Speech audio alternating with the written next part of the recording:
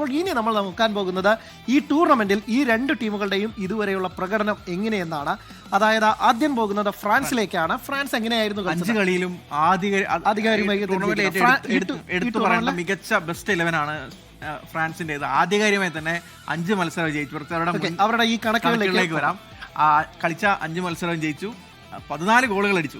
ഈ ടൂർണമെന്റിൽ ഏറ്റവും കൂടുതൽ ഗോൾ അടിച്ച ടീം എന്ന് പറയുന്നത് ഫ്രാൻസ് ആണ്. അവരുടെ ഡെഡ്ലി അറ്റാക്കിംഗ്, ഏറ്റവും ഹൈലി എക്സ്പ്ലോസീവായ അറ്റാക്കിംഗ് നിര. വിങ്ങുകളിൽ ഡെംബെലയുണ്ട്, മറുവശത്ത്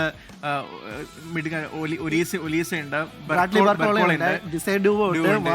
ചോയ്സുകൾ ഇഷ്ടം പോലെ.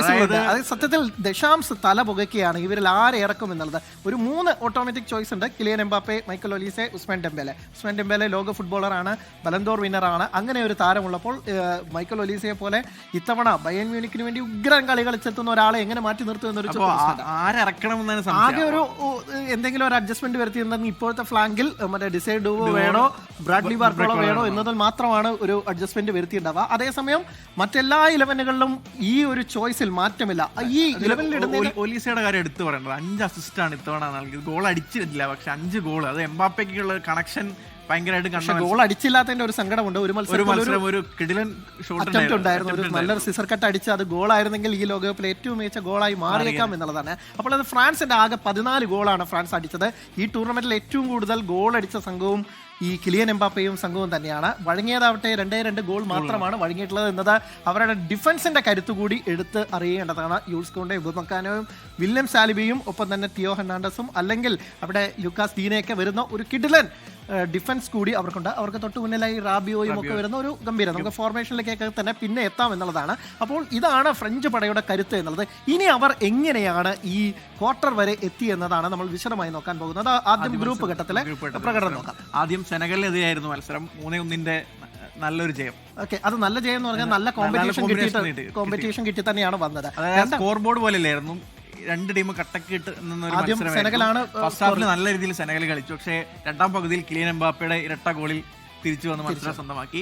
രണ്ടാം മത്സരത്തിലേക്ക് ഇറാഖിനെതിരെ സിമ്പിൾ ജയം 3-0 ജയം നേടി. അടുത്ത മത്സരത്തിൽ നോർവേയോടായിരുന്നു. നോർവേ പ്രത്യേകിച്ച് അവർ പ്രധാന താരങ്ങൾ ഇല്ലാതെയായിരുന്നു നോർവേ ഇറങ്ങിയത്.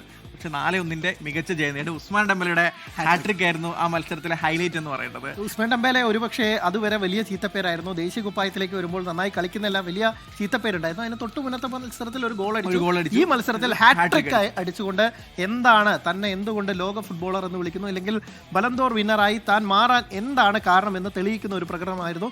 PSG വേണ്ടി പന്ത് കിട്ടുന്ന അതേ ഫോമിൽ, അല്ലെങ്കിൽ അതേ പേസിൽ കളിക്കുന്ന ഉസ്മാൻ ഡെംബെലെയാണ് നമ്മൾ ആ മത്സരത്തിൽ കണ്ടത്. നോക്കൌട്ടിലെ പ്രകടനം സ്വീഡനായിരുന്നു എതിരാളികൾ. സ്വീഡനെ തറവിറ്റിച്ചു 3-0. അതൊരു സിമ്പിൾ ജയമായി പോയി. അവിടെയും കിലിയൻ എംബാപ്പയുടെ ഒരു കിലിയൻ കൊടുക്കാൻ, അതായത് എംബാപ്പെ ഒരു ഗോൾ അടിക്കും, അടുത്ത മത്സരത്തിൽ മെസ്സി ഒരെണ്ണം കൂടുതലടിച്ചു. മെസ്സിയും എംബാപ്പയും തമ്മിലൊരു ഗോൾഡൻ ബൂട്ടൻ റേസും കൂടി നടന്നുകൊണ്ടിരിക്കുക.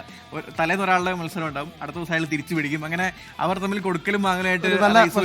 ഇനി അടുത്ത റൗണ്ടിലേക്ക് പോകുമ്പോൾ അവർ പ്രീ ക്വാർട്ടറിൽ പരാജയമാണ്. ഒരു പക്ഷേ ഈ ലോകകപ്പിൽ ഫ്രാൻസിന്റെ അറ്റാക്കിംഗ് നിര വലിയ രീതിയിൽ പരീക്ഷിക്കപ്പെട്ട ഒരേ ഒരു മത്സരം എന്ന് പറയുന്നത്. പ്രത്യേകിച്ച് പാരഗയുടെ ശൈലി, അതായത് അവർ കളിക്കുകയാണ്, ഗുസ്തി മത്സരത്തിന് ഇറങ്ങുകയാണെന്ന് ലാസ്റ്റ് എംബാപ്പെ പറഞ്ഞു. ഞങ്ങൾക്ക് അടികൂടാനോ അറിയാം, നന്നായി കളിക്കണം. പരാഗ്വെ ചിന്തിച്ചത് ഇവരെ കൊണ്ട് ഒരു തരത്തിലും ഗോൾ അടിപ്പിക്കരുത്. 120 മിനിറ്റ് അല്ല, 120 മിനിറ്റും ഗോൾ അടിപ്പിക്കാതിരിക്കുക. പെനാൽറ്റിയിലേക്ക് വരികയാണെങ്കിൽ അവിടെ നോക്കാം എന്ന തരത്തിലായിരുന്നു. അതിന് തൊട്ട് മുമ്പുള്ള മത്സരത്തിൽ ജർമ്മനിയെ തോൽപ്പിച്ചതിന്റെ ഒരു വലിയ ആത്മവിശ്വാസം, ആ ഒരു സ്ട്രാറ്റജി തന്നെയാണ് അവരും ഇറക്കിയത്. രണ്ടാം പകുതിയിൽ 70-ാം മിനിറ്റിലായിരുന്നു ആ ഗോൾ വീഴ്ത്തിയ ഒരു പെനാൽറ്റി കിട്ടി. കൃത്യമായി എംബാപ്പെ പെനാൽറ്റി സ്പെഷ്യലിസ്റ്റ് ഗോൾ അടിച്ചു. ഒരു തരത്തിലും ഗോളിക്ക് ഒരു അവസരം കൊടുക്കാത്ത. ഇനി നമ്മൾ നേരെ പോകുന്നത് മൊറോക്കോ. എങ്ങനെയായിരുന്നു ഈ ടൂർണമെന്റിൽ പ്രകടനം, അവരുടെ പ്രകടനം എങ്ങനെയായിരുന്നു അവർ കയറി വന്ന് എന്നുള്ളത് തന്നെയാണ്. അവരും ഒരു കളി ഇതുവരെ തോറ്റിട്ടില്ല. കളിച്ച 5 മത്സരത്തിൽ 4 ജയിച്ചു, 1 സമനില. അത് ബ്രസീലിനോടായിരുന്നു. ആദ്യത്തെ കളിയിൽ ബ്രസീലിനെ ഞെട്ടിച്ചുകൊണ്ട് ആദ്യം ഒരു ഗോൾ അടിക്കുന്നു, ബ്രസീൽ തിരിച്ചടിച്ചു.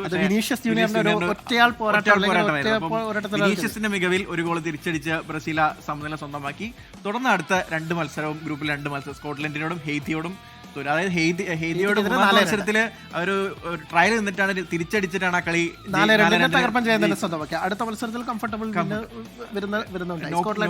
നോക്കൌട്ടിൽ നെതർലാൻഡ്സ് ആയിരുന്നു എതിരാളി. അതും ഇതുപോലെ 70-ാം മിനിറ്റിൽ ആദ്യം ഗാക്പോയുടെ ഗോൾ അടിക്കുന്നു. അതിനുശേഷം ഇഞ്ചുറി ടൈമിൽ ഒരു ഗോൾ വേണ്ടി വന്നു അവർക്ക് പ്രീ ക്വാർട്ടർ എൻട്രി ഉറപ്പാക്കി. അതായത് ഒരിക്കലും വിട്ടുകൊടുക്കാത്തൊരു മനോഭാവം മൊറോക്കൻ പ്ലേയേഴ്സിന് രണ്ട് കളി ഹെയ്ത്തിക്കെതിരെ മത്സരത്തിലും നെതർലാൻഡ്സിനെതിരെ മത്സരത്തിലും കണ്ടതാണ്. ആദ്യം ഗോൾ വഴങ്ങിയിട്ടും തിരിച്ചു വരാനുള്ള മെന്റാലിറ്റി അവർക്കുണ്ട്. അത് തന്നെയാണ് ഇന്ന് ഫ്രാൻസും പേടിക്കേണ്ടത്. അതായത് ഗോൾ അടിച്ചാൽ മാത്രം പോരാ, കട്ടയ്ക്ക് നിന്നില്ലെങ്കിൽ ഏതെങ്കിലും ലാസ്റ്റ് മിനിറ്റിലെങ്കിലും വന്ന് മൊറോക്കോ അടിച്ച് കയറും എന്നുള്ളതാണ്. അപ്പോൾ നെതർലാൻഡ്സിന് ഈ ലോകകപ്പിൽ ഏറ്റവും വലിയ രീതിയിൽ ഒരു സാധ്യതകളൊക്കെ കൽപ്പിച്ചിരുന്ന ഒരു സംഘമായിരുന്നു നെതർലാൻഡ്സ് ഉണ്ടായിരുന്നത്. അവരെ അടക്കം വീഴ്ത്തിയാണ് വരവ്. ഇനി ക്വാർട്ടർ ഫൈനൽസിൽ അല്ലെങ്കിൽ ക്ഷമിക്കണം പ്രീ ക്വാർട്ടർ ഫൈനൽസിൽ എന്തായിരുന്നു പ്രകടനം? അവിടെ ഒരു മൊറോക്കോയുടെ മാർവലസ് മൊറോക്കോയായി മാറുന്ന കാഴ്ചയാണ്. പക്ഷെ അവർക്ക് ആധികാരികമായി 3 ഗോളിൽ ജയം നേടി. പക്ഷെ അവർക്കൊരു സങ്കടം വന്ന അവരുടെ പ്രധാന താരം സായിബാരിക്ക് ആ കളിക്ക് ഹാംസ്ട്രിങ് ഇഞ്ചുറി മൂലം ഒന്നാം പകുതിയിൽ തന്നെ പുറത്തുപോയി. ഈ മത്സരത്തിൽ ഇന്ന് ഫ്രാൻസിനെതിരെ സായിബാരി കളിക്കുന്നില്ലെന്ന് മൊറോക്കോ ഏറ്റവും അവരുടെ ഒരു പക്ഷെ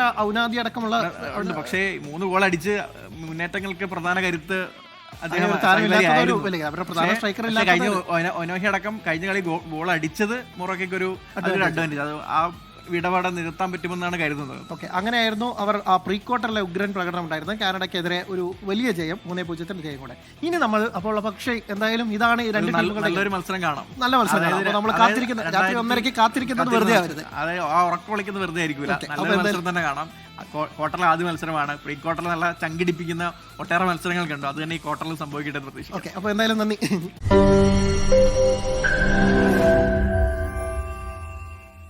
ലോകത്തെവിടെയായാലും ഏത് സമയത്തും 24 വാർത്തകളും ഓഗ്മെന്റഡ് റിയാലിറ്റി പാക്കേജുകളും എക്സ്പ്ലെയിനറുകളും വിശദമായി കാണാൻ ഞങ്ങളുടെ യൂട്യൂബ് ചാനൽ നിങ്ങൾക്ക് സബ്സ്ക്രൈബ് ചെയ്യാം.